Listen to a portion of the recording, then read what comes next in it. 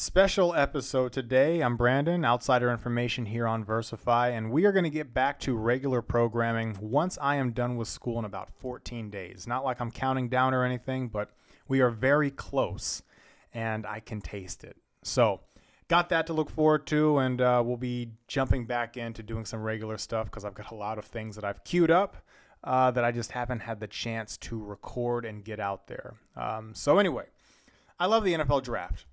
And that is what we are going to focus on today as we had the first round last night. From a pure personnel perspective, it represents hope, change, and opportunity. And this is a core part of what I'm researching, as the draft is one of the primary methods of player acquisition in the NFL.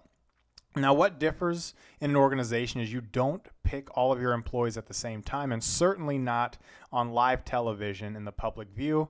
I've said this before, that would be absolutely terrifying because organizations are not great at hiring, and this would put all of your flaws and metrics of evaluation in the eye of the public, which would be you'd be held accountable. We'll just put it like that.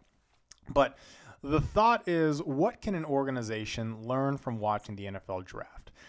There's so much that goes into taking a single player, let alone what goes into taking a player in the first round, and especially the top half of the first round.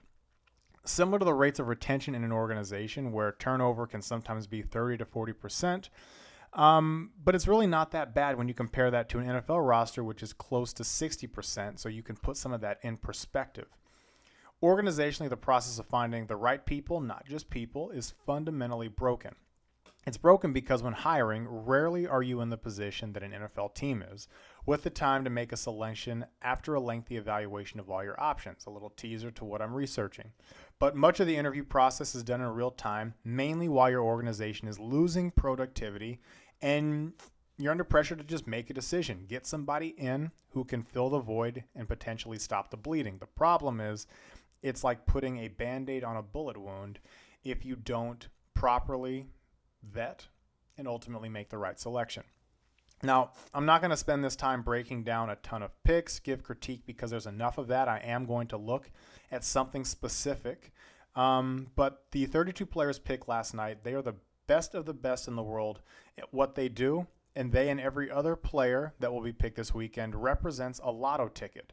One that, when scratched off, could be a Hall of Fame player, or they could be out of the league in less than 3 years. The point is, you don't know. And similar to you hiring somebody, you also don't know exactly what you're getting despite your best efforts. What differs in the NFL is they avail themselves to as much information as possible to make that selection that most people's jobs are riding on, especially near or at the top of the draft. What mystifies me about the organizational world are the lack of consequences for bad hiring and poor retention, as if it's a foregone conclusion that these things are difficult and you're just not going to be able to do anything about it. Again, I disagree, and that will be unveiled in the research that I've done.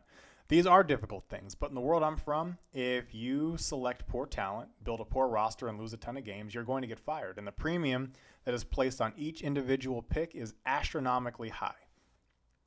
So all that to say is, we're going to look at one thing in this episode: the 6 quarterbacks that were taken in the first round. It's the most important position in the NFL, and every team is searching for the next great one. Sadly, there were 6 taken, and not all 6 will have success. If we look at the 2021 class, 4 of the 5 drafted in the first round are on different teams just 3 years later. The 2018 class had 4 go in the top 10. Only 1 is with their original team, 1 is out of the league, and the best quarterback of the bunch that was taken was picked last in the first round of the 32nd pick. Lamar Jackson just won a second MVP. So it's not like I'm going to preach a science to specifically evaluating people. But there is a method and there is a way that you can kind of aid yourself and make evaluation and selection a little bit easier. But breaking down the why is complicated, right? But it is going to come down to a couple of things: desperation, evaluation, and ultimately your ability to plan for who you're bringing in. Now take a look at your organization. Why are people struggling? Did you have an opening and just hire the first person who applied because you needed to fill that position? Were you not getting a bunch of applicants and you just picked somebody off of the bunch? Did you misevaluate someone's aptitude or skill set and how that would transfer to your team? Was there a plan for this person as it relates to their development and ultimately creating some stability? These are all factors in someone's experience, success, and failure, both in the NFL and an organization. Where teams mess up sometimes is they fall in love with a player because they believe they can get the most out of them, and they should. But that, however, is going to be harder in practice as circumstances change. You just hope that you're given enough time as a coaching staff to plan through, because the consequences for failing at the drafting the most important position in the NFL is usually everyone who is involved gets themselves fired, and it happens pretty quickly in this day in the NFL. I'm a big believer in metrics for hiring. Automatic qualifiers and disqualifiers for someone in a position. And again, you can't just determine success based off of an evaluation. That has to be done in your ability to develop somebody once you have them in their building. But when you've got metrics and things that can help you get towards and find the people that you believe could be successful, it can help you stay on track. It's about discipline and putting something into practice. Bill Parcells had a set of rules for drafting a quarterback. And if they didn't meet this threshold, they were not draftable in his eyes. And again, not they had success or didn't have success. They just weren't draftable, right? Bill Parcells didn't take a quarterback if they didn't have these pieces on their resume coming out of college. And those things are the following. Be a 3-year starter. Jaden Daniels, Michael Penix, Bo Nix, they had that. Be a senior in college. Jaden Daniels, Michael Penix, Bo Nix had that one, all right? Graduate from college. Jaden Daniel, Michael Penix, Bo Nix had that one as well. So we're 3 of 3, and these were 3 of the 6 taken in the first round. And we go down, start 30 games. Caleb Williams had that. Jaden Daniels, Michael Penix, Bo Nix had all of those ones, right? Win 23 games. Caleb Williams, Jaden Daniels, Michael Penix, J.J. McCarthy, and Bo Nix all had that one. So we've got 3 quarterbacks who are 5 of 5. All right, last 2 post a 2-to-1 touchdown to interception ratio. Every quarterback drafted had that one, and completes 60% of passes thrown. Every quarterback drafted in the first round had that one. So now we get to the bottom. 3 of the 6 drafted this year met all of the criteria, which lines up 40-50%, and that's about in line with the first round quarterback bust rate as well. There are going to be other factors here, but again, a simple metric that can be used to determine baseline viability, and then you can build off of that. So the 3 quarterbacks that met all those thresholds: Jaden Daniels, drafted number 2 to Washington; Michael Penix, drafted number 8 to Atlanta; Bo Nix, drafted number 12 to Denver. Besides all 3 of these quarterbacks meeting that standard, they are all going into good, stable situations with teams that should have quality plans in place for them. But again, we're not going to know until we see what this looks like. Jaden Daniels, while Washington has been awful for some time, this is a new ownership group, new coaching staff, and they will be given time to build the right way, which is what you want. Should be exciting if you're a Commanders fan, because the organization is essentially starting from scratch and building from the ground up. And they're doing it with a battle-tested quarterback who has faced adversity in his own right at the college level. Dan Quinn is a defensive coach, but they've got Cliff Kingsbury as an offensive coordinator who has worked with a mobile quarterback. And none of this should prevent Jaden Daniels from developing properly, as long as they have a plan for if the offensive coordinator leaves or if they don't have success right away. Michael Penix.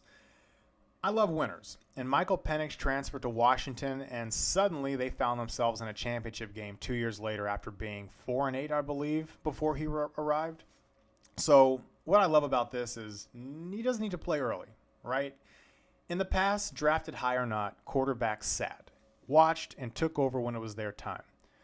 Now, Kirk Cousins was paid a lot of money to start, but he is older and coming off an Achilles injury. Atlanta, though, if they do this right, could have the best quarterback in the division in a couple of years, similar to what the Green Bay Packers did with Jordan Love. It's a great plan if you've got full buy-in to do this, which it sounds like they did, and this could be excellent for the entire franchise, and especially Michael Penix, who just doesn't have to play right away. Bo Nix. This is what everyone was projecting from the beginning, is that he was going to end up in Denver just based off of a stylistic fit. Sean Payton, like most offensive coaches, want their guy. And if you think about anybody who's in a hiring position, you want your guys or your people who can function within your management style and your ability to run a team. And Bo Nix was clearly his guy. Not going to break down the stylistic mechanics, but this is a great example of not messing around and getting what you want regardless of the opinion of others. There's an argument to be made that they drafted him too early, but when you see how the quarterbacks were going off the board, if Denver traded back, they might not have gotten him. So if you believe somebody is there and available that could be a game changer for your team or organization, don't mess around and risk losing them. Go get them, execute the plan for them. It's very simple, right? Because they might not be around if you decide to wait. These 3 picks, I love them, right? I love them for the player and I love them for the organization, but no guarantee they actually succeed. Just like the 3 below not fitting the criteria listed above, they may have a ton of success. But based off of that metric and a couple of other things, I do have a couple of reservations. Caleb Williams was destined to be the number 1 pick for a few years, but if you ask him, since he was 12. But I don't like this situation for him at all. Yes, the Bears were not picking number 1 because they earned the number 1 pick and were that bad, but they also haven't been very good. They've got a pretty rigid defensive coach who you could say held the previous quarterback, Justin Fields, back from his full potential. I don't love teams that draft quarterbacks without their coach being fully secure. It's the equivalent of trying to have a kid to save your marriage. Everything is still broken and the child is going to be miserable. If the Bears struggle, which they very well might because the NFC North is difficult, the NFC isn't exactly a cakewalk either, the entire coaching staff could be gone, and it would create a ton of instability for a young quarterback, in this case Caleb Williams, who may in their second year have to learn a new system and be coached by somebody who might not have wanted him. Despite him being the, quote, consensus number 1 pick, there was a lot of chatter about teams maybe not having him ranked as high as the others. Tying it to an organization, if you're hiring but planning to leave, be responsible. Don't make any big decisions that somebody else might be saddled with because it could make things very difficult for everybody when that new person takes over. Drake May, probably the shakiest resume of the bunch. They just had the least experience, and they went to the worst situation of the bunch. The Patriots have a young, inexperienced coaching staff and a very poor roster, and in this day in the NFL, top draft picks play way earlier than they're ready for. Also, I talked about this in the coaching carousel podcast, but I got a lot of questions about ownership, and even more so after we've seen how the Krafts have acted since Belichick has been gone. But that is a different podcast for a different day. But the consensus among NFL scouts was that Drake May needed some time to develop, and we've seen in recent years how the pressure to play a rookie quarterback right away and maximize that contract can have serious development it could have serious impact on the development. If there's a situation I like the least, it would be this one. It's like having a brand new team work on a major company project and betting that they're all going to figure it out together. I'm holding my breath for this one. Obviously, I root for the success of anybody who makes it to the NFL. I don't root against players, but this one has scared me for a while. Regardless of who they were going to take, it scared me just because the New England has such a long way to go to rebuild from what they were. J.J. McCarthy, if there's a situation I like the most, even of the other 3 quarterbacks that hit the mark, it's probably this one. Kevin McConnell is an offensive wizard, quarterback whisperer, whatever you want to call it, who won with bench players, 3rd and 4th string quarterbacks last year and kept his team competitive. They've got Sam Darnold, who could be a placeholder, and J.J. can not only sit for a little bit, but get very good coaching in a well-run organization. If I liken this to anything, it would be something like I did at the YMCA. And I've talked about this story a few times. It was one of my best hires because hired somebody who just needed a chance to kind of grow and develop in a role. Didn't really have the money for it, but we got him, let him train behind somebody who was my full-time staff at the time. And over the couple of months, absorbed information, built the confidence up, eventually took the spot. It was the best investment I made because by the time he was able to take over, he felt absolutely ready. And similar to this situation, it could be a great one just because of who's running it, really not because of anything else. So J.J. McCarthy, I think, landed in possibly one of the best spots possible given the circumstances with this. It's all an imperfect science, though. We don't know who will or won't succeed because none of them have played an NFL game yet. We'll see for now. But we just get to be excited for the future and hope the best for all these players and for everyone else who gets drafted this weekend. As an organization, your personnel decisions will shape your success. There is nuance and precision that takes place for your hires, especially for your most important ones. So if I have any message here, it's to have something you can cling to that helps make hiring easier so you don't find yourself in the position you just pick based off of an assumption. You want to be able to pick with some conviction. All right, I'm out of here. I actually probably should get ready for work, but check out the rest of what we have here on Versify. Again, it's been a little quieter, but we've still got a couple of people who are creating stuff. Women Road Warriors, who we are co-opting and allowing posting on our platform, is a fantastic show that has something new coming out each week. And we're going to probably revamp and try to get some more people in here as well. So check it all out, see what we've done in the past. And if you're interested in being a part of this space, feel free to reach out. Thanks. Happy Friday, and we will see you next time.